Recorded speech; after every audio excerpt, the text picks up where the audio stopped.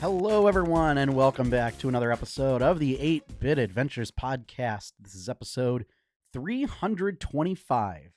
I am your host, Sean Hayes, and we're here to bring you the latest and greatest gaming news of the week. So, I don't have a lot of topics for this week.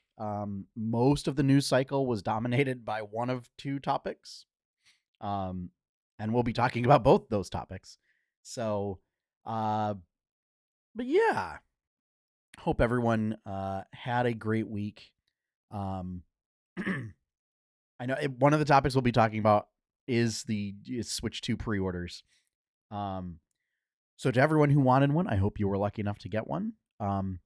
If you were unable to get one, I'm going to talk about that as well. So stick around. We'll cover that, and then a little bit of Dungeons and Dragons news as well. The other one, the two pieces of news that dominated the cycle were Switch 2 pre-orders and that whole situation, and then Oblivion Remastered. So we'll be talking about both those. Aside from that, not much that really kind of captured my attention. There was a couple news pieces from. Oh, geez, I'm drawing a blank on the name, but it's cooperative ARPG being put out by Mike Morhaim's new studio. I don't remember the name, which is sad. I just looked up a bunch of articles about it. Actually,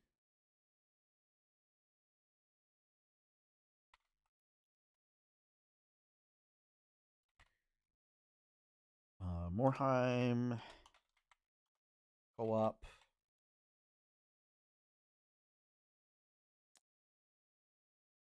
What?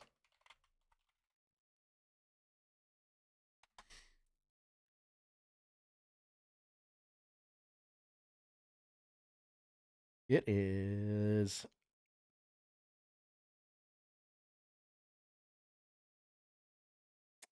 Jeez. The first hit doesn't give Sunderfolk. The first result on Google was like a deleted Reddit post where it deleted out the title of the game. So Sunderfolk.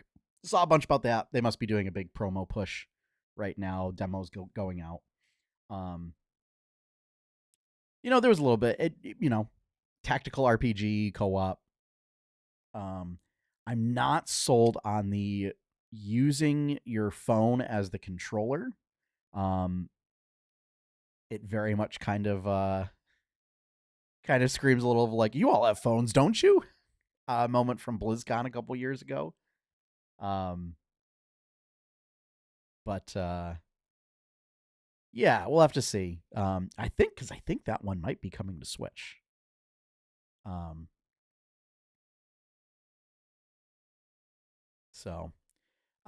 yeah, the whole using your phone as a controller thing is a bit weird. I don't know how I feel about it.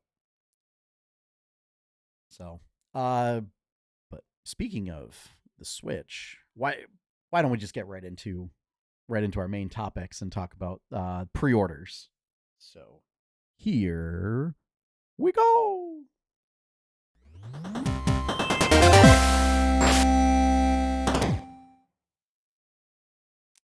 Help if I change the logo. There we go. Switch 2. So, if you were unable to get a Switch 2 pre-order on Thursday, April 24th, chances are you're out of luck. Online, so most retailers, with the exception of GameStop, pre-orders went out at midnight, or went live at midnight on April 24th. And as I expected, they were gone in less than a minute. It was just utter chaos as usual for a console launch. Um, GameStop's pre-orders open at 11 a.m. and similar situation. They went out within minutes. I heard some folks had pretty good success with Best Buy. I went to my local GameStop and pre-ordered in person.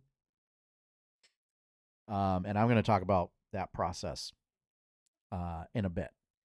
But if you were unable to snag one, if you were unable to snag an online one, and you have a Nintendo online subscription or a Nintendo Switch Online membership, they are doing like a lottery, I guess. So you can submit your information, and they will enter you in, and they'll do like drawings for pre-orders. So that is still an option, I believe. But Nintendo has noted that if you submit for a pre-order through that system, those might not be available for launch. So who knows? Now, pre-ordering at my local GameStop. So we have one here in the county, and I'm pretty sure it's the only GameStop for like 30 miles.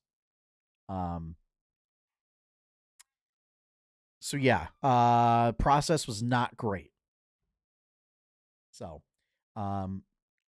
they received 40. So they had pre-orders available for 46 units, 33 of which were the Switch 2 Mario Kart bundles, 13 of which were just the regular Switch 2. And they had a smattering of like some other pre-orders, some like for games, for peripherals, some for amiibos. That's also a weird one where there's like a bunch of Tears of the Kingdom amiibos coming out. And you can pre-order 3 of the 4 champions. You can't pre-order Unobu, the Goron. Doesn't make any sense to me. But also, those amiibos are like 20. I can't remember if they were $20 or $35 a piece, and it's like no, that's absurd. Or they might even been $40 a piece, and it's like I'm not. No.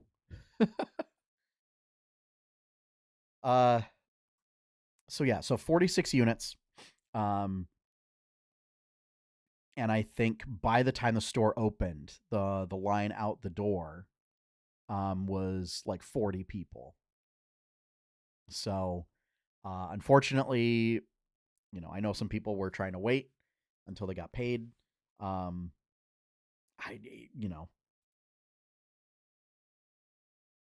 I don't believe there are any units left that are available.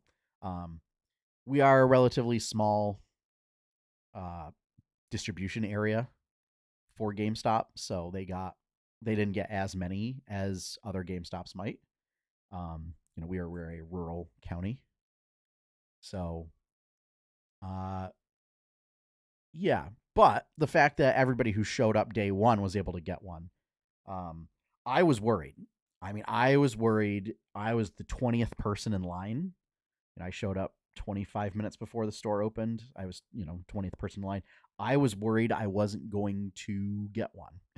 Let's put it that way, as to what I was kind of expecting the distribution to be. But it sounds like they got enough for the day one crowd. And whether they get more at launch, I don't know. So that is also an option if you're looking to get one launch day. Maybe they get a bigger shipment, and there's units available if you didn't pre-order one. I think it'll be unlikely, but now. So I showed up 25 minutes early before the store opened, and I was 20th person in line. And I was like, okay, cool. So 20 people in line, probably get through this pretty quick. I had an appointment at 1:15. And I had some stuff for work that I needed to get back for.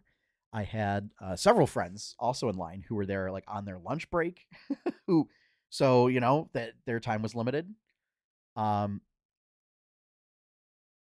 I don't know what was going on, but and I don't like to talk smack or anything. Um, but I will apply criticism where it's warranted, for sure. Uh, the I assume manager um didn't put anyone else on the schedule that day, despite knowing that it was a console launch day. So there was one person opening the store. So they had one register for a console launch. Realized pretty quickly the problem and called somebody who wasn't even scheduled to come in that day to come in. So they came in, but then still insisted on only running one register so that they could keep track of the pre-orders going out, and then proceeded to track the pre-orders by pen and paper. Now, I've never worked for GameStop. Technically, I've never worked in a retail environment, unless you count retail banking, but that's more of a financial environment. So forgive me if I'm ignorant. I would assume that you have some sort of inventory management software or database that would allow you to have like, oh, okay, we're getting in we have X many units of available for pre-order. And then every time we do a transaction, it logs that and will tell us if stuff is available or not. And maybe this is wishful thinking. I feel like this would be very easy for something to do for a company that's been doing this for, I don't know, 40 years, 30 years, 35 years. I would assume that you would have some sort of database system to keep track of this stuff so that you didn't have to do it by pen and paper and only keep one register open so that you didn't have to so that you wouldn't lose track if somebody else was also running a register. So to put in context, I'm pretty sure I had trouble seeing where the front of the line was, just because I am short. It seemed like in the first hour that the store was open, they only processed like 3 pre-orders. So I'm going to let that sink in.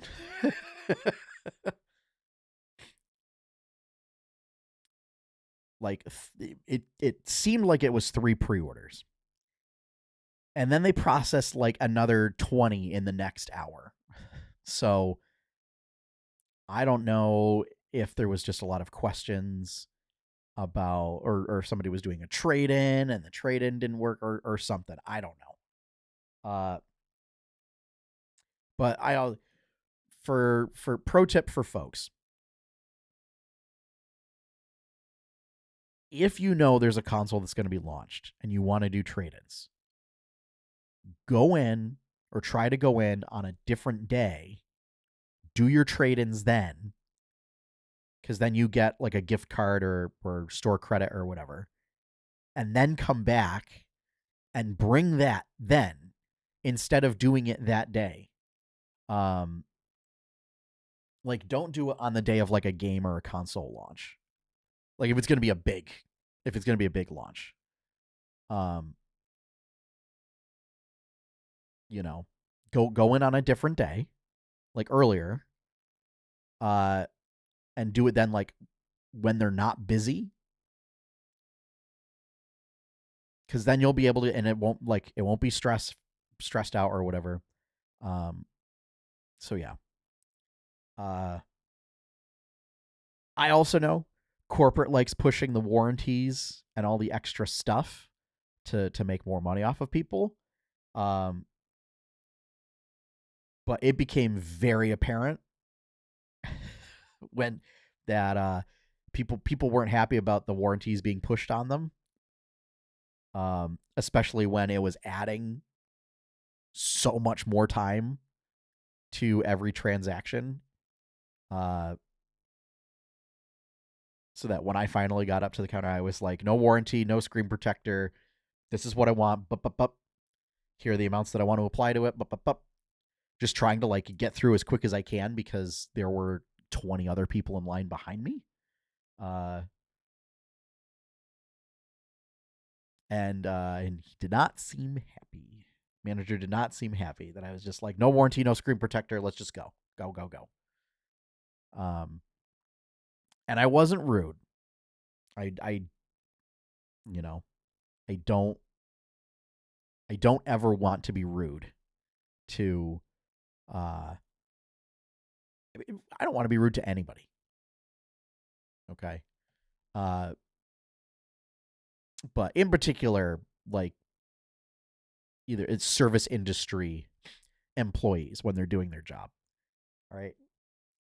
And like, yeah, I'm ranting about it now, but it's like, you know, they knew they screwed up. Like, so yeah, they're like, I wasn't gonna complain at the store or whatever because it was like they very clearly knew that they screwed up with that process and with the scheduling and everything. So, uh, so I just wanted to point that I had to talk about it because it was wild. Um, but that said, I did get I got a Mario Kart bundle, Pro controller, camera, and then I actually was able to pre-order a micro SD card earlier this week. So that was another is apparently there were pre-orders open for some of the products early. So that like it would have been good to know if you could have pre-ordered some stuff before the pre-order launch date. Um, but yeah, yeah. So if you did not get the chance, so to recap, if you did not get the chance to pre-order and they're all gone, um, try signing up through Nintendo. Because a Nintendo Switch Online membership, I think you're able to put in your info to potentially get a pre-order. Um, so, uh, and if you're local and we're friends, I mean, you can always come over and play. The only one the only one really is Mario Kart. I didn't get any of the third-party titles. Um, I think I want to see reviews on the Bravely Default remaster, and especially since that is one of the how is it being described? Where it's you get the cartridge, but it's like a digital download that's tied to the cartridge, um, or you get a game key on the cartridge as opposed to the full game. So, um, I don't know. I don't know if I want to deal with that.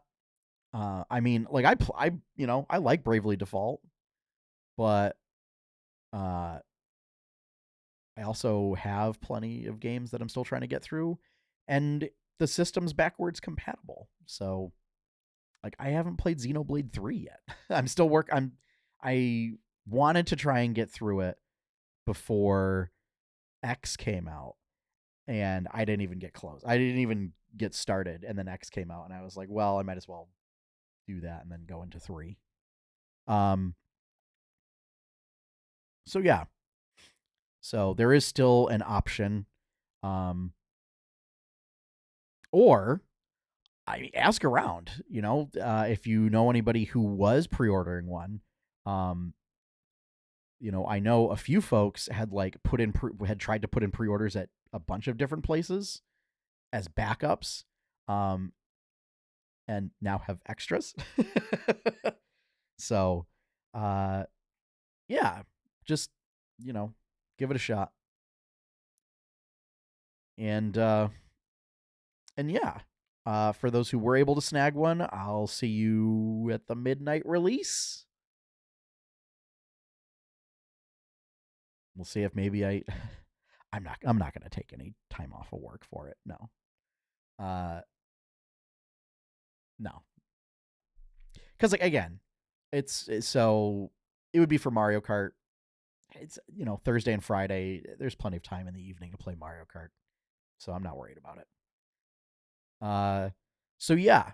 So that I really just wanted to talk about the experience of going in there. It's been a while since I waited in line for any sort of release. Because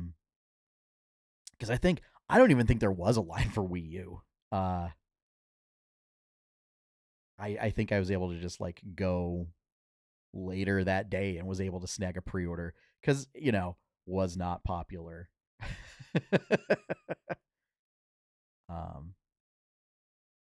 So yeah. All right. So that concludes our first news topic. Now we'll get into less of me just talking about ranting about experiences and stuff. But yeah, all the news articles were just on how difficult it is to get a Switch 2 and yada yada. And this might be the biggest console launch ever and this and that. So yeah. But next up, Wizards of the Coast released the Systems Reference Document 5.2. Now, for those who don't know, System Reference Document is basically a list of the rules that Wizards of the Coast puts out for essentially the Dungeons and Dragons game engine, if we want to use sort of video game terms. And these are essentially all the rules that you are able to use. It gets into a weird sort of copyright realm because game mechanics don't can't be protected, quote unquote, via copyright. But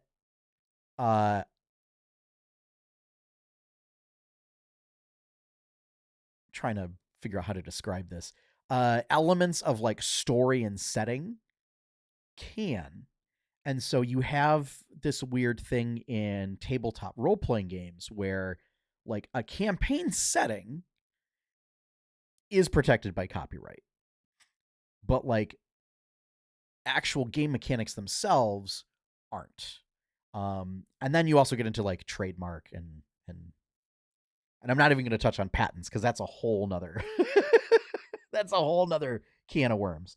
But basically, so System Reference Document is just a list of all of the rules and the framework and everything to allow third-party creators to know what all of the mechanics are that they're able to use.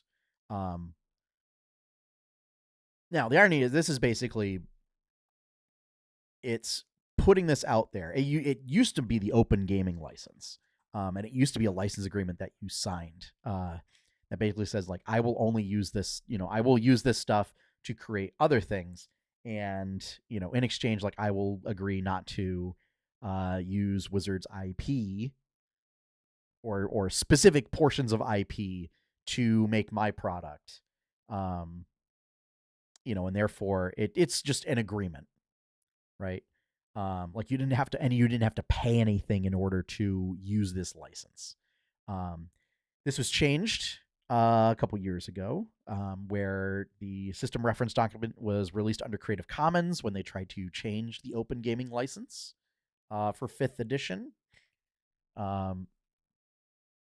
Or moving into this rules rewrite.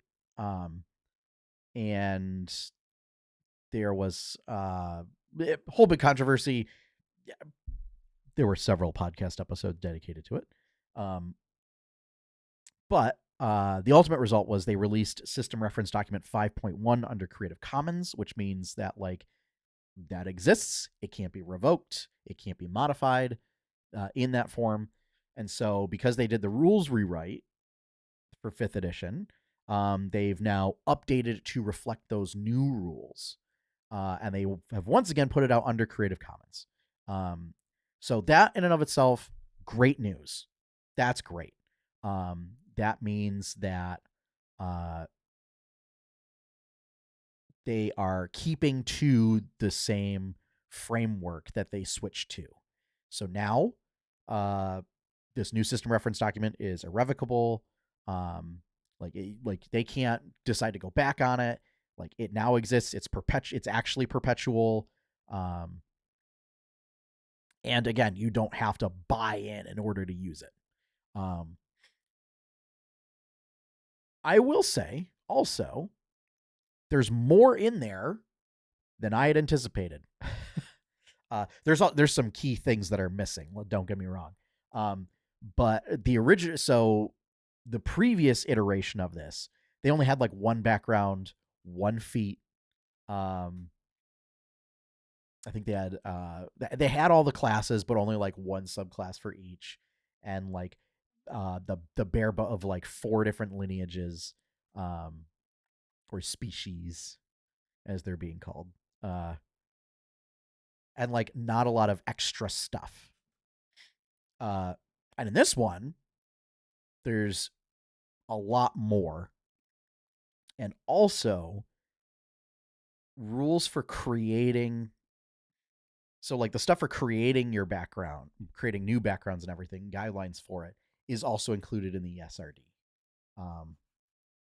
So all in all, I think it's a great improvement. And I think, it's always tricky because, like, in theory, if you took away the trade dress and you just did the abilities themselves, like, you could put everything in there. Wizards wants to try and tie as much trade dress as they can into mechanics so that they can artificially limit stuff. And that's whatever. But you could rewrite stuff and tweak it and re-release it as your own thing. And just the fact that we have a number of tinkerer classes is evident of that. Is that you can come up with your own concept for how artificers should work, and as long as you call it something else, like, you can still release it under this.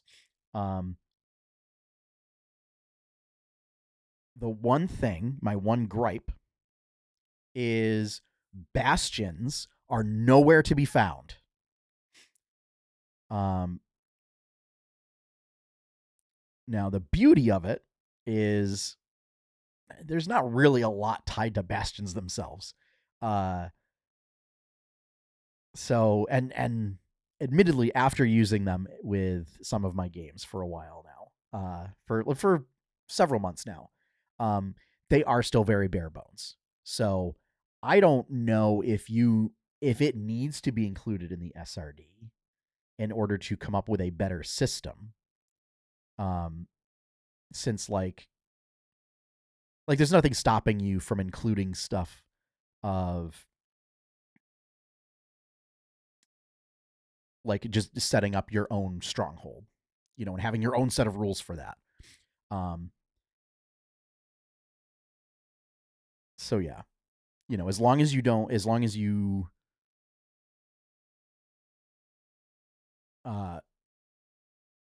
make it different enough. So, but I would have liked to have seen even just like the basic framework of like special, like even if you don't list any of the special facilities, but you just list like the rules for bastions to allow people to come up with their own ideas for special facilities. You know, what I would have liked to have seen as well is maybe some rules for like designing monsters included in the, like, that would have been a great place to put rules for designing monsters, designing facilities for strongholds, designing how to develop feats.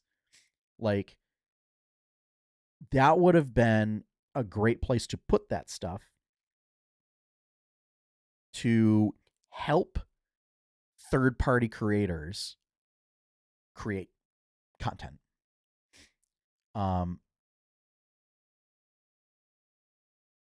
So yeah. But it's out now, which means that we might start to see a new wave of content creators making stuff using the new rules. So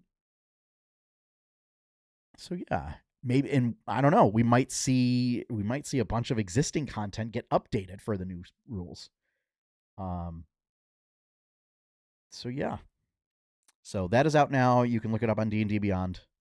But I'm really glad that it's still under Creative Commons, and that compared to the previous iteration 5.1, there is more content in there. So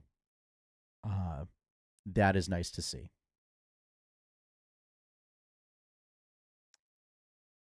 And our last bit of news for this week, Oblivion Remastered. So it was rumored that it was coming last week. I don't like putting rumors in as like news topics to talk about on the podcast, and like there were like weird leaks of screenshots that came out. But it was only like a couple days before this broke. Yeah, Bethesda had apparently been working on this, and I guess there were rumors circulating, but like nothing confirmed. A couple screenshots leaked, and then like a couple days later, it just shadow dropped onto PC, Xbox, and PS5 and Game Pass. Full remaster. But based on what people are saying, it could even be considered more of a remake, given like how much was changed. Like a lot of quality of life improvements, character models and dialogue. So yeah. So I never played Oblivion. I started playing Elder Scrolls with Skyrim. You know, I was somewhat familiar with Oblivion, just by virtue of like a panel that I did back when the Wii launched, and we were doing like it was a panel I did in college of like a Christmas gift guide type thing of gaming. So like what are the advantages, disadvantages, who the audiences are for, and stuff like that. And I believe Oblivion was one of the titles that was presented for PC, I believe. It was either PC or Xbox. But yeah. So it's $50, which I saw a couple articles that were trying to basically generate hate clicks of basically calling out Nintendo because this is $50. But includes the Shivering Isles, Knights of the Nine, story DLC, and then includes the Fighter Stronghold, Spelltome Treasures, Vile Lair, Maroon's Razor, Thieves' Den, Wizard's Tower, Orrery, and the infamous Horsepack Armor. So you get all of that included in that $50. So I think it's a great deal. You know, for the fact that it's been updated quality of life features and everything. I will say, and because it's a Bethesda game, mod support right out of the gate. I've seen one of my favorite things that I've seen so far is someone created a mod to change the lighting in the game to bring it back to OG Oblivion. And it is telling. Like the game, like if you without the mod, it's like weirdly like washed out with like a brown filter or like a yellow filter. It's weird. Whereas like when you apply the mod, it does like a blue filter. And I've heard that like it's for blue light and to help reduce eye fatigue and eye strain and stuff, but like it's a like it's so much more vibrant with that mod installed. So yeah. I don't know. I might even be interested to pick this up at some point. My gaming budget is kind of all set for the year. But yeah, I might just wishlist it on Steam. See how that goes. But yeah. Oblivion Remastered. Elder Scrolls, what is it, 5 Oblivion? Or was it 4? 4. 5 was Skyrim. We're still waiting on 6. So yeah, the Elder Scrolls 4 Oblivion Remastered is available now. So yeah, and I'm curious to see like if the Thieves' Den and Wizard's Tower and stuff are all like strongholds that you get. Cuz like I'm a sucker for doing housing stuff in games. I mean, what was it? Was it Hearthfire? Or Hearth and Home, whatever that expansion was for Skyrim. Love that. All about Animal Crossing. The player housing in World of Warcraft, I'm super stoked about. I mean, Bastions and D&D. Like back in 3rd edition, I bought the Stronghold Builder's Guidebook, and that was one of my favorite books. So I've been all about building a base and stuff like that. So if that's what those are, that's pretty cool. So, all right. Well, that is going to wrap things up for this week. Again, a little bit light on news because most of it was either talking about Oblivion or talking about Switch 2 pre-orders and the usual mess. Like I don't know why anybody expected it to not be such a mess. I don't know if because the very loud online discourse was like, it's too much, I'm not going to do this, rah, rah, rah. And then it turns out that like most people were just like, fine. Yeah, I mean, it is too much. Everything's too much. What else is new? I mean, it's more expensive, sure. I don't know. And yeah, I don't really have an opinion on the $80 games. Since, they've been $60 for what, 30 years. So yeah, I don't know. So we'll see you next week. We'll be back next week for another episode of the 8-Bit Adventures podcast. Until then, everyone have a great week. If you'd like to see more content from 8-Bit Adventures, you can head on over to 8bitadventures.com.